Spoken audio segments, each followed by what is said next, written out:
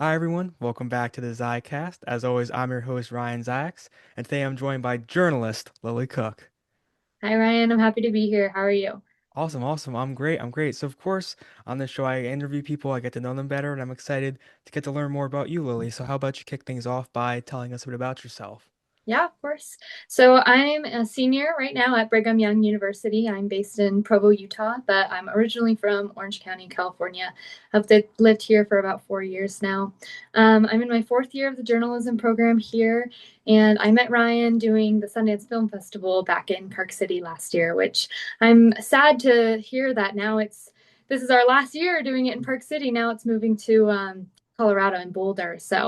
But I have been doing a lot of different projects since I've seen you. Right now, I'm Mhm. working on a capstone for my journalism program where I'm doing like a pop culture inspired magazine that kind of highlights the pop culture at BYU specifically. So that's kind of what I'm up to right now. Amazing, amazing. In that, I was gonna bring up the story of how we met. So it was funny because it's actually on a bus. So Mm-hmm. in Park City on the main street, they have buses that shuttle you around the area. And we were both on the bus, and I think you noticed that we were both working press, so we both had big press passes. So then you noticed it, and we struck up a conversation. I was Mm-hmm. with another, uh, so I went to Quinnipiac University. I was with another Quinnipiac student who Mm-hmm. was also doing press. We ended up having to move buses, but we're able. It's funny Mm-hmm. to we were able to make that connection and then follow up about it Yes, I back think we here. saw each other maybe a couple days later at another press line. I think it was for I think it was like the Chasers, the episodic film. I Hmm. think I saw you there. I don't remember. It was one of Yeah. the press lines that I saw you again. Yeah, yeah, there was a bunch of them because I saw you around too, and that was such a fun experience we could get into later. But you mentioned your capstone. Do you mind elaborating a bit more about what that looks like? Yeah, of course. So last semester, for my final project, I worked with a couple students in my cohort where so at BYU, the approach to journalism is a little bit more traditional. We do a lot of just kind of strict reporting. So it's not very much of like a narrative or creative path. We do a lot of broadcast journalism and we do a lot of print reporting. But I went to the Sundance Film Festival. I was a lot more interested in like pop culture and media, fashion, things like that. So I wanted to, when I had the opportunity for my capstone to kind of do whatever I wanted, basically, I decided that I wanted to do something that I hadn't been able to do in the program before. And so I worked with these students and we did more narrative storytelling and we did more of like a almost like an art piece with the magazine that we created. I wish I had a copy of it. We only have one copy, and Mhm. my friend has it, and he's in London right now. But we wanted to make it more like almost like Vogue inspired, where a lot of the pages were just full spreads of like photos that we had taken. Mhm. So some of the stories that we did were we interviewed an art professor at BYU and the exhibition that they had going on, which was really cool. She was basically working on this project where she was going to pretty like mundane parts of Utah County where BYU is based. She would go to like gas stations or like a McDonald's and just paint like Mhm. kind of a realistic just portrayal of the scene that was in front of her, which was super cool because she had a really nice message behind it, kind of seeing the beauty in the mundane. And we kind of took that first interview and used it to um, for the inspiration for the rest of our project. So we did some other stories where we went sailing together as a group at this lake that's in Utah and Mhm. kind of wanted to point out things in our city and that BYU students are doing that might not necessarily seem super common, Mhm. like sailing. You're in a landlocked state, you're not thinking there's a lot of sailing going on. But yeah, it was super fun, and I was sad to be done with it once the spring semester ended in June. So I decided to do basically a second edition of it this semester with some other students. And this time I was able to be in a more editor in chief role Mhm. and kind of navigate how the magazine was going to be produced and laid out. And that will be coming out in January. So I'm super excited for that. Amazing, amazing. And what kind of interests you the most about this journalism field, or what's like your favorite part of it? Mm-hmm. Yeah, I think just finding stories that are not necessarily like what's happening, if that Mhm. makes sense. Like a lot of the reporting we do in our classes at BYU is like on site, like this is what's happening right now. Mhm. It's not super like we're going to interview people because they have an interesting life, if that Yeah. makes sense. So that was kind of what I wanted to do with it. And then what I was really interested in was the variety of storytelling.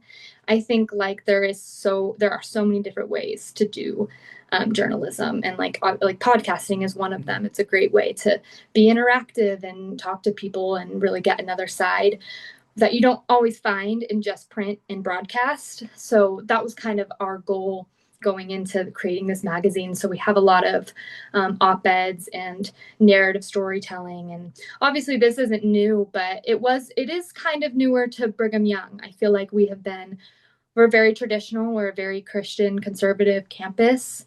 Mhm. And so kind of branching from the norm is definitely new for us. So I'm excited that I was able to bring that. Interesting, interesting. And can you tell me more about being in BYU? Can you tell me more Mm-hmm. about the school in that area? Yeah, totally. So it's definitely, for me it's familiar because Mhm. my parents both graduated from BYU, and Mm. I have family in Utah, and that's how it is for a lot of students here. Just because growing up in the Church of Jesus Christ of Latter-day Saints, or some Mhm. people know us as the Mormons, Mhm. that's kind of the main focus around Brigham Young University, and that's what a Mhm. lot of people know us for. Mhm. Um, so it's interesting because I'm from California, which is Mhm. obviously a more like liberal state. Mhm. Um, Lots of different perspectives coming in. I feel like there was definitely a switch when I came to Mhm. BYU, a lot more of like conservatism. And not that that's a bad thing. It was really good, I think, coming here to be able to get a bunch of new perspectives, because anywhere you can fall into an echo chamber, Mhm. where people are just having the same opinion, saying the same things, thinking the same thing about people. But I actually think BYU is a little bit misunderstood in that sense, and I think that there is a lot of perspective to be offered from BYU students. I mean, most of them, maybe not most of them, but a lot of them have gone on missions where they've left the country or left their hometown for a year and a half to 2 years at a time, just talking to people and proselyting, and that can teach you a lot about the world, I think. So that was really cool for me because I kind of had this idea in my head, like, although I was familiar with BYU and with Mormons, like, because that's how I grew up, I did kind of have this idea that, oh, Utah Mormons are all like kind of the same. They're a little bit more basic and think similarly, but I was definitely um, taught that that's not the case. And there's a lot of BYU students that have some really great opinions and really eye opening experiences. So very much broaden your Mm-hmm. perspective, Yes, which is definitely. perfect for the field that you're in. Mm-hmm. And I'm also, because I was going to ask you the differences between California and Mm-hmm. Utah. I think the big one, that the elephant in the room, would be snow and in the cold. Do you have anything else to draw upon, like from just the differences of those two areas? Yeah, well, it's definitely not warm right now. Hmm. My whole family lives in Orange County, and I was Hmm. calling my mom yesterday, and she's like, "It's really nice. It's like 70 here." And I'm like, "Well, it snowed on my entire way to work, so I hate you." Yeah, it's definitely a switch. I feel like the main difference is the people here it's a very tight-knit community. Even Hmm. though it's a school of like thousands of people, you'll always find someone who knows someone, which, can be good and bad, I think. Hmm. I actually really enjoy it. It's really fun to be able to make connections to so many people and just like find different ways to connect to others. Hmm. I work in right now, I design jewelry. I'm like a ring Hmm. designer. That's like my job outside of journalism at school. But I meet a lot of couples, and oftentimes I'm able to make connections with them because they know someone that I went to high school with, or someone I was in a church group with them. Hmm. So I think that that's been kind of a big change, because California is so big, especially in Orange County, that you don't always get that small town feeling. But even in Provo, where it's a big city, you definitely are able to create a close community. Because I know you got a ring recently, and I congrats on did. your Yes. engagement. Thank you. Yeah, I guess I do kind of fall into the stereotype there a little bit, where I'm engaged before I graduated pretty young. So, but I'm happy. So, Amazing, amazing. Well, you're part of both communities there, yes. Orange County and then in Utah. So kind of taking you back to California, where does your passion for journalism, communications, where did it all start from? Yeah, so I have always grown up with foster siblings. Mm, I've had like over 10 kids in my house at a time mm, before. And my youngest brother, he was adopted in 2020. mm, And I think, living with kids who came from all different kinds of backgrounds and countries and family situations, it was always really important for me to be able to get to know people and know their stories. mm, Um, because a lot of people are, I mean, it's stereotypical, but like people are judged by, mm, just how they portray themselves, and it's very often that how you see them is not the case of who they actually are. And like I had a lot of siblings that were, troubled in school and were rowdy and can be sometimes seen as mean, but really they were just in a hard place and having a hard time. And being able to listen and share those circumstances was really important for me when I came to school. Um, and I actually kind of started out wanting to do more of like my dad is a lawyer, mm, so I kind of came in thinking maybe I would do something in government or politics. But then I switched over to journalism because I was working in the newsroom actually as like a technical director. I got mm. a job there my freshman year, and then being around that environment and how everybody was, telling these really important and compelling stories, I thought that's something that I want to do. Um, and I love video, I love photography, so it just kind of seemed right for me. Awesome. So really using journalism, using communications to elicit empathy, Mm-hmm. essentially, for people and then tell other people's stories. And then you've also been able to touch upon so many different things, as of course, print, like the magazine, and then kind of Mm-hmm. digital, like you said, with technical directing. And I'm curious kind of what you've learned and kind of in your years studying communication so far. What's kind of the biggest lesson you've learned about how people communicate today? Yeah, I think the biggest lesson I've learned is that it changes all the time. It changes daily. People communicate in so many different ways, and it's really hard to keep up. Hmm. And I think that part of the training as journalists, as we go forward and things continue to change and we have AI and things like that, part of the curriculum for young journalists needs to be about how to keep up with that change.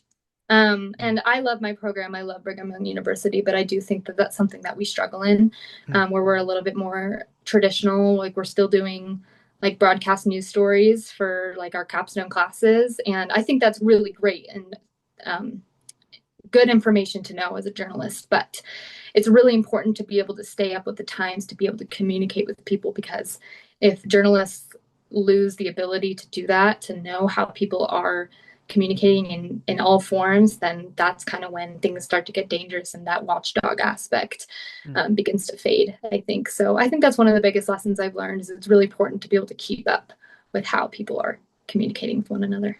Interesting. And what do you think a proper alternative would be to, you mentioned not Mm-hmm. feeling like broadcast television wouldn't be the way. What do you think's the alternative? Something like a Mm-hmm. podcast, perhaps? Yeah, something like a podcast. Yeah, I think just trying out all digital, all Mm, forms, pushing more of like, I mean, podcasting has become so popular that I mm, think it'd be great to have like a podcasting class, and mm, a lot of colleges do that. I don't mm, know how it was for you. I mean, we don't, so mm, I don't know. But like, I just think that it's also important to be experimental, mm, and be ahead of the time. So obviously I've seen a lot of reporters now on like TikTok and Instagram and things. And I don't know if that's just because my feed is a lot of reporters because mm. it's a little, obviously it's catered to me, but I do Of course. feel like we could have made that switch sooner. But I Mm. do think like I've been seeing more and more stories that are popping up in digital forms, not just like live news. So yeah, I would say just like being experimental and trying to find different ways to communicate with people before um, they are discovered. Basically, I think journalists need to be ahead of the curve. Noted, noted. And ironically, so my school does have a podcasting Okay. class. I just never took it. Funny, or I wasn't able to take it, I should say. But it's funny that I was still able to use their studio and be able to build this show. And so now, kind of, since we jumped around in the timeline a little bit, I'd like to take you back to Sundance. Can you walk me through the process of you being able to do press there Mhm. and kind of what just led you to Sundance? Yeah, totally. I actually have my press pass on my wall right here. It's Mhm. like hung up as decor because I was Mhm. like, that was so cool. That kind of goes back to my desire to do kind of different types of storytelling than my curriculum allowed me to. Mhm. I was technically, so that semester was the beginning of my semester where I was supposed to be taking the broadcast journalism class where I was doing videos. But the semester before, I had been just doing print, and I was in like the fashion beat, which is a Mhm. really loose term. We don't really have beats necessarily, but we were like assigned one, and then you Mhm. would try and stay within it. But if you didn't, it was okay. But I was really frustrated because I had all these ideas that I wanted to do for like different ways that I could do fashion or incorporate that. Um, but I was kind of limited. I had to be like strictly objective storytelling. I wasn't able to like, and that's just how the class is, which Mhm. which is important. You have to be able to objectively um, report. But I was kind of more interested in the first person narrative aspect of fashion, and like I had read like Vogue magazines and Cosmopolitan. I was like, these are such cool and creative ways, and like doing photo shoots. That's like kind of what I wanted to do, but I kind of felt limited in the semester previous. So when my news director had kind of asked who wanted to go to Sundance, I jumped at that opportunity because I felt like this might be a really good way for me to meet other journalists Mhm. who were kind of in that field that I wanted to pursue, or at least get an idea of what they were doing, see if I liked it. But yeah, so I jumped at that opportunity and I came up with a lot of ideas, and it was still like a little bit limiting. I mean, it's school. So obviously I have to meet certain standards of curriculum, which makes sense. I'm not saying that that was unnecessary, but I had a lot more ideas than I was kind of able to execute, I would say, but it's okay. I still had a really good time and I was able to kind of, I feel like, push the limits in some way. One of the stories I did was like a behind the scenes of being in a press line, Mhm. which I thought was really fun. So, Amazing, amazing. And can you walk us through being in those press lines and kind of the emotions of that being around all of these films, all of these filmmakers, so on and so forth? yeah. So it was definitely really, I feel like it was a lot. I don't know if you agree, if you'd ever been before. It was a lot less glamorous than I thought it was going to be. I Mhm. don't know why I just had this idea that it was like, this is the red carpet, like it's going to be so cool and fun, and it was. But like that was after I had waited outside in line for like an hour and like had to fight my way, and then of course I'm a university student, so they put me at the very end of the line, and I didn't really get to talk to the people I wanted to talk to, which I understand. I'm a student. But it was really cool to kind of see those bigger news outlets. I can't even remember who was there now, but I think like Daily Mail was there Mhm. and like some other like Polaroid or something.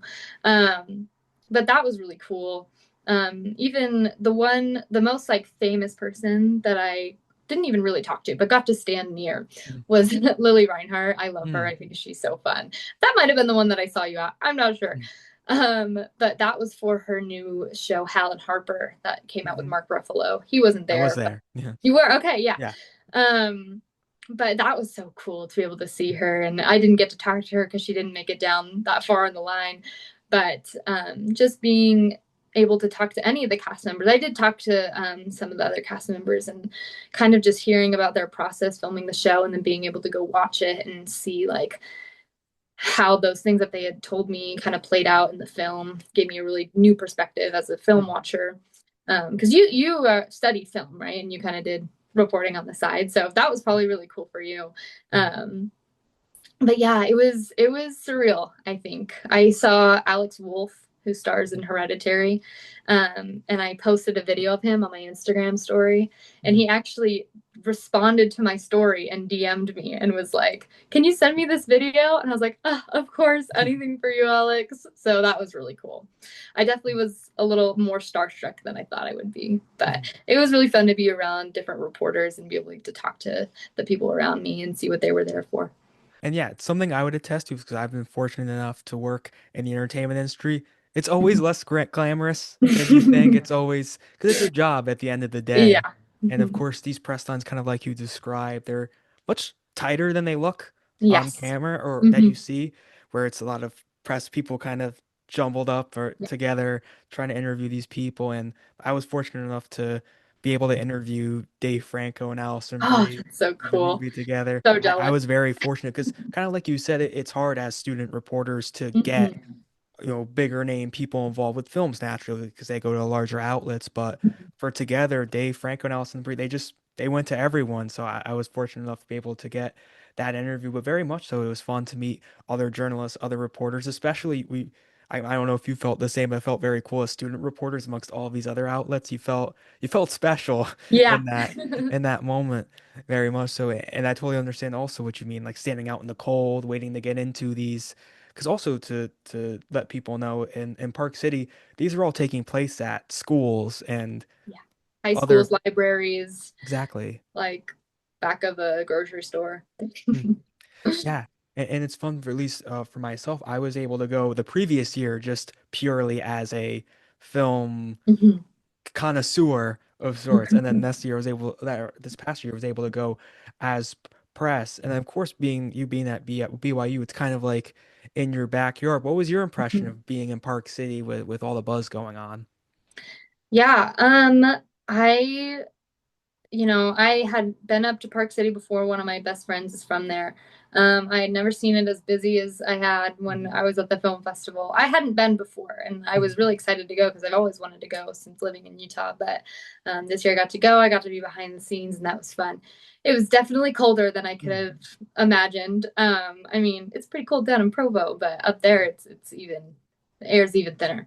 So, but I mean, Park City is just a beautiful town. It's such like a cute like ski resort feel. It feels like Christmas wherever you go. mhm, I've been to that ski resort once before, Park City Ski and also Deer Valley.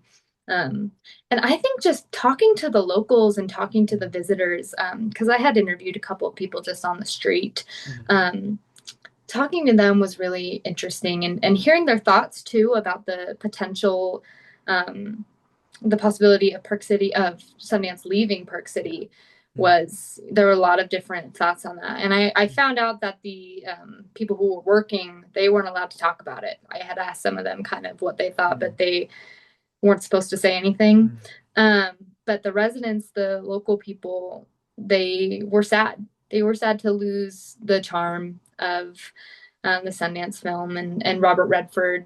He just passed away, but I think that they were disappointed that his legacy was kind of leaving the town. But they were grateful, I think, for the time they had. So I loved talking to all the pedestrians that were just mhm. kind of in the area. It was awesome.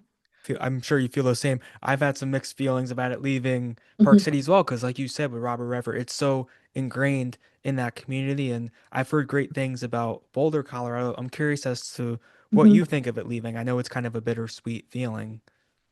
Yeah, I think Boulder's great. Colorado's a great school. Boulder is a nice area. I have a lot of Mhm, friends that go to school there. It is, I don't know. It's just, I mean, I'm really biased because mhm, I live in Utah and I think we don't have a lot. So it's like sad that we lose this fun mhm, film festival that's like there's not I mean, there is a bigger film scene than I think most would think. There's mhm, been a lot of really cool films like Hereditary, like I mentioned, mhm, that was filmed in Utah. Um and like I don't know, I'm sad to see it go. But I think that Boulder will do great and I'm sure the city will be okay. Park City's a pretty nice area, so I think they'll mhm. be okay without it. But maybe it's time we share it a little bit. 100%, 100%. And I've always described Park City. It kind of feels Swedish, if that makes Yeah, sense. a Like little like a bit. little Uh-huh. like a quaint For sure. little. Definitely like a Christmas town. And I know you mentioned meeting Lily Reinhardt. Do you have any like Mhm. other specific favorite memories from your time at Sundance? Yes. Okay, let me go grab something really quickly. I'll be right back. Oh, Okay. perfect. It's right here.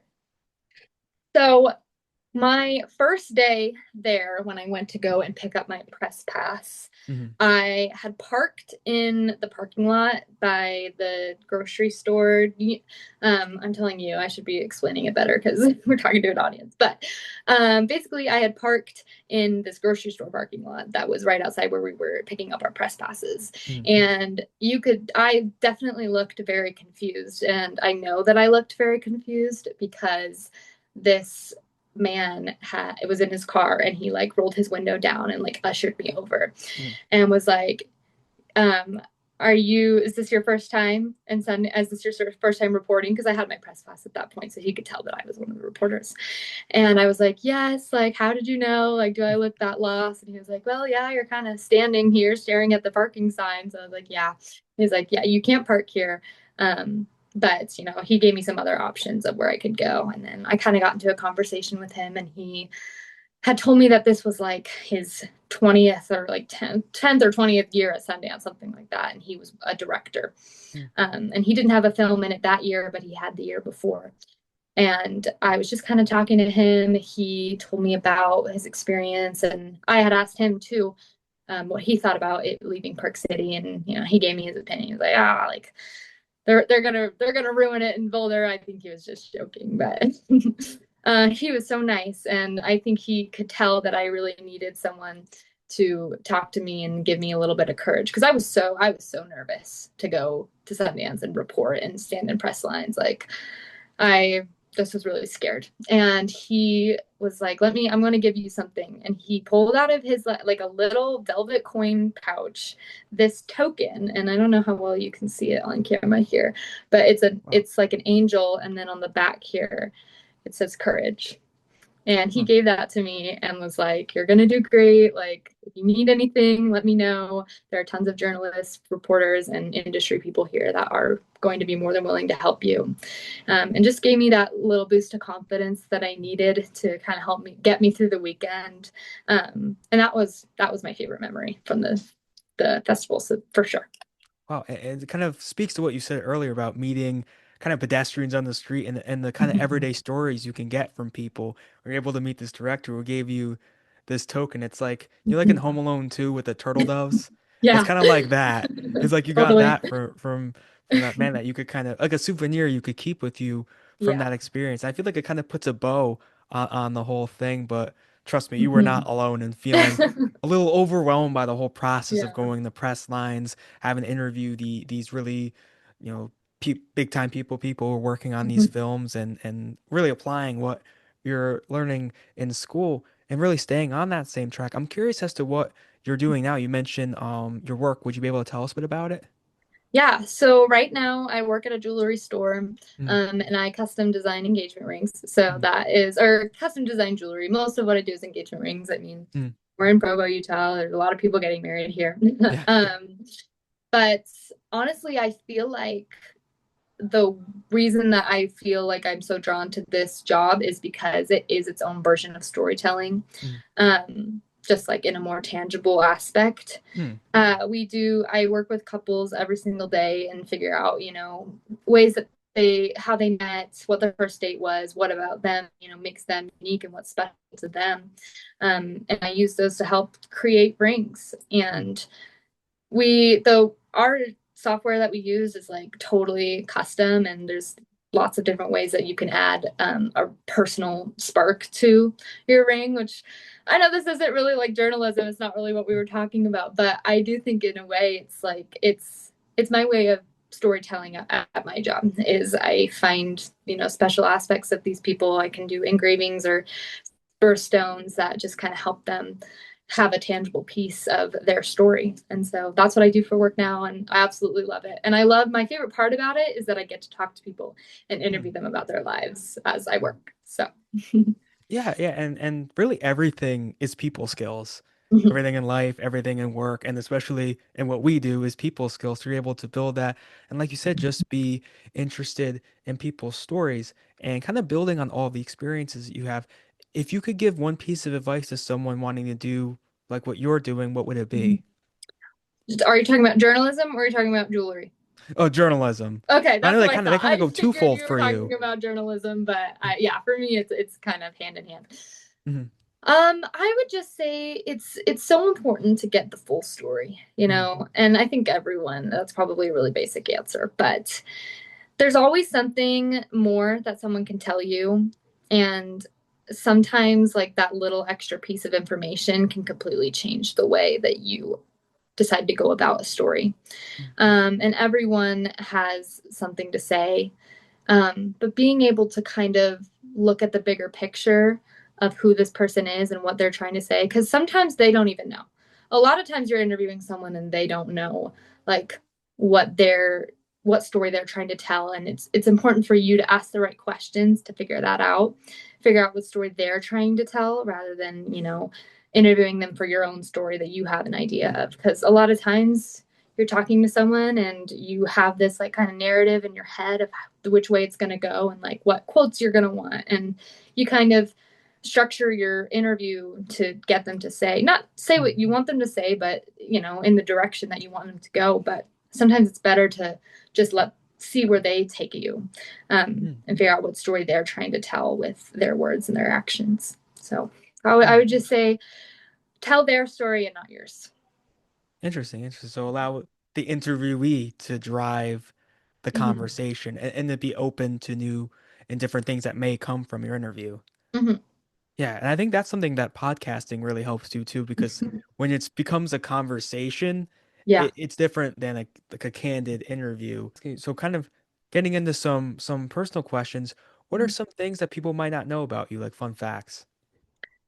Oh, that's a good one. I think one of the things that I don't share very often that I shared earlier is just like growing up with a lot of foster siblings and having Mm, a really not not hard childhood. I loved my family growing up, but it was challenging to kind of navigate how to talk to people with such different lives than me. mm, Um, and I think that is one of the things that has like shaped kind of who I am and how I talk to people is I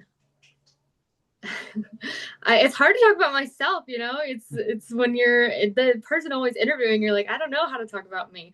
But I think like the way that I approach conversation is rooted in the fact that I try and really like see the person for who they are and not make assumptions based on who I'm talking to. And that I feel like is misrepresented in me, because I feel like a lot of people think that just because I'm from BYU or I go to BYU, I'm from Orange County, I'm a member of the church. Sometimes people stereotype me as more of like a surface level person. But I think that if you got to know me, I am very thoughtful in the way that I speak to people and how I interact with others. So I think that that's one thing I would like people to know about me is I'm not as surface level as I might come off, just kind of based on my resume as just a human. yeah, and it really speaks to what you do as well as Mm-hmm. reaching kind of getting broader than just the surface level. And do you think kind of Mm-hmm. that foster experience, do you think that really fostered, pun intended, I guess, your ability to connect with others and to really seek to connect with others? Do you think that was a foundation of it? Definitely. I think that has taught me that how much empathy and compassion goes Mhm. for others. Like not even just for yourself. Like you can gain so much just individually from being able to be empathetic towards people. I feel like it makes being able to like kind of take things with a grain of salt and um, think about all the reasons why things are happening to me or why people treat me the way that they treat me. Not that I'm treated poorly, just like in any Mhm. circumstance, like I feel like we're having so many different siblings and perspectives in their lives has really helped me become a more zen person. Like I don't Mm, take things too personally because it's rarely ever personal, mm. and even when it is, um, it's usually there's a deeper reason. Um, and now I feel like I wasn't answering your initial question, but I don't know. I just think that we can all benefit from being more compassionate and empathetic towards each other, and not only for ourselves to make us kind of more accepting towards the world and towards people, but for the person that is in those circumstances as well.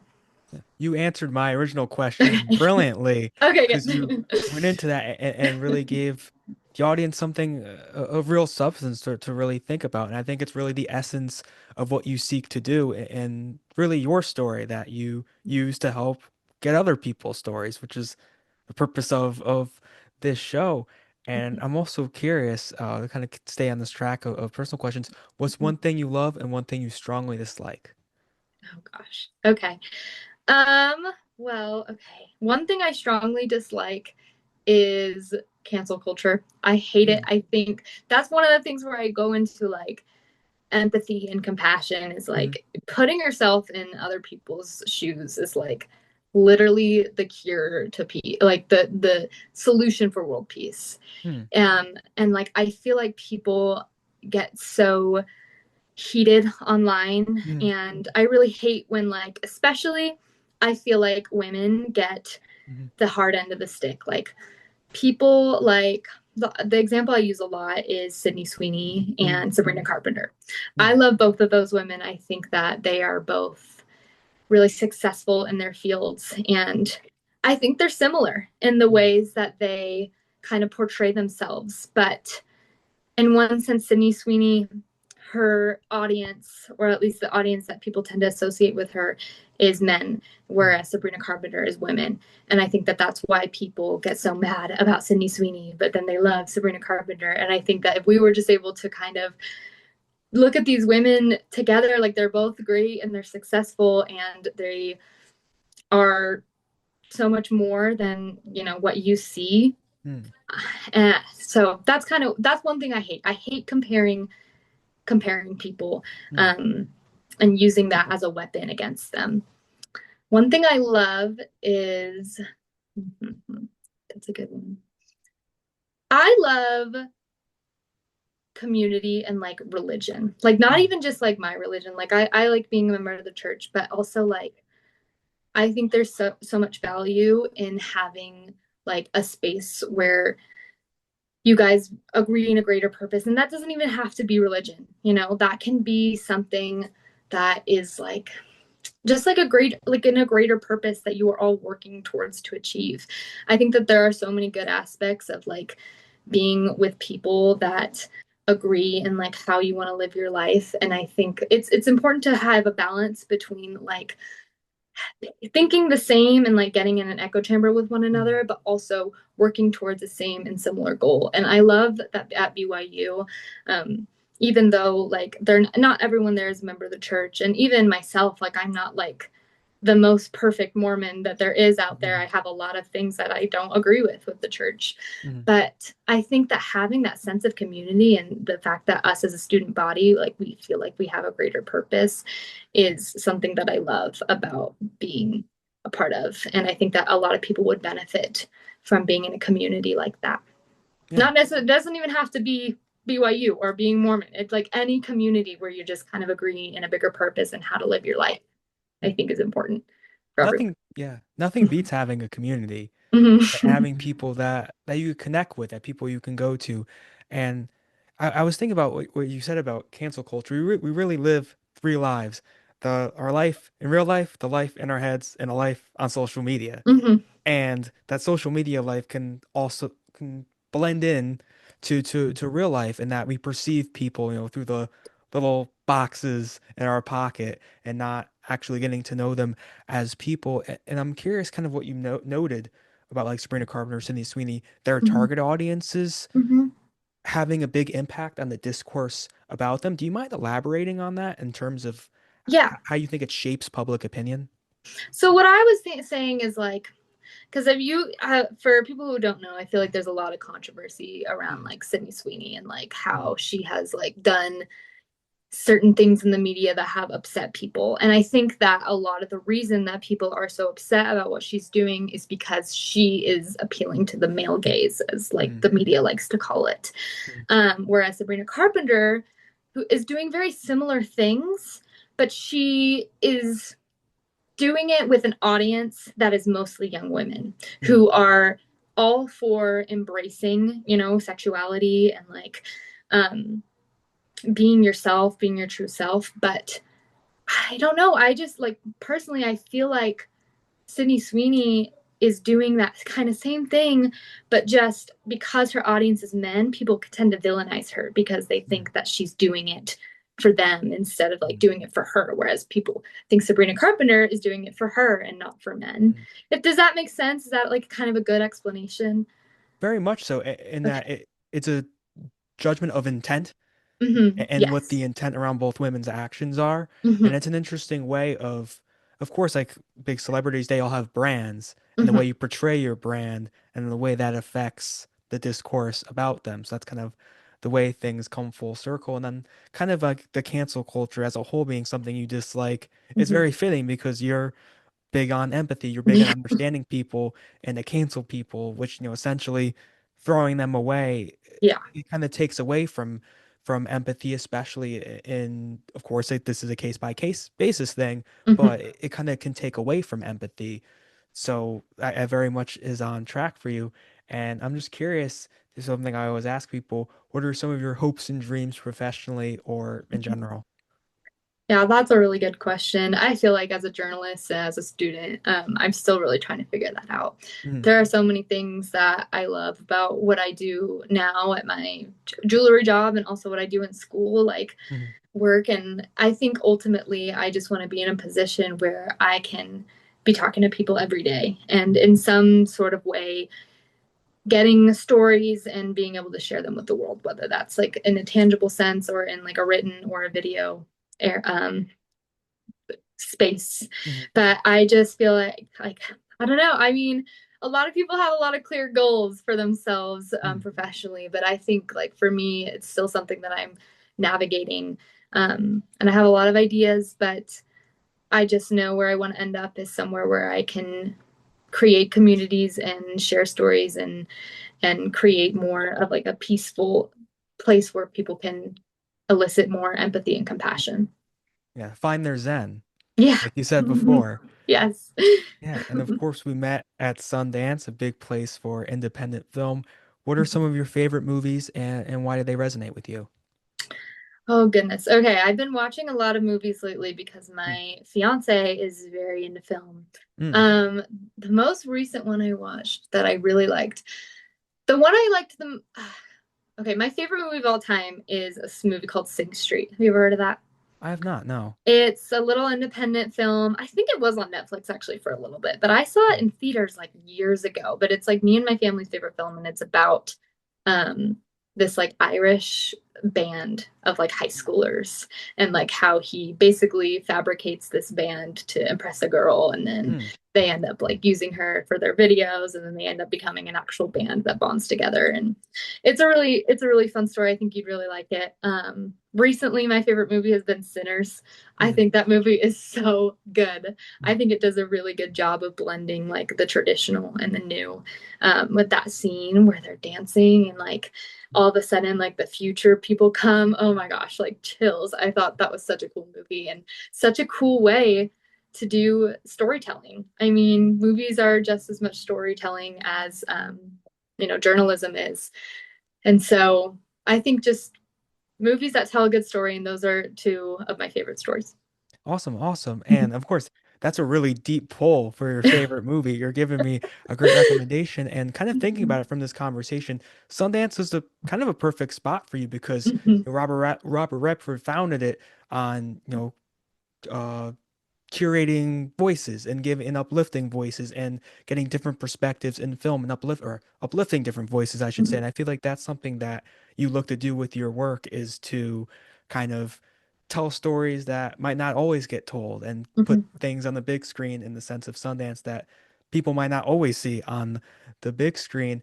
And overall, Lily, this was a really incredible time getting to speak with you and getting to learn more about you. So thank you so much for coming on the Thank show today. you. I've had so much fun. I hope I answered your questions well, but Hmm. it was great. You were a Yeah, great interviewer. thank you. And you're a phenomenal interviewee. Thank And before we go, do you have anything you'd like to leave the audience with? A final word, motivational words, plugs, anything like that? you. I would just say, just kind of like I've been saying, take the time to get to know the people around you Hmm. because it's really easy to fall into a place of judgment and self betterment.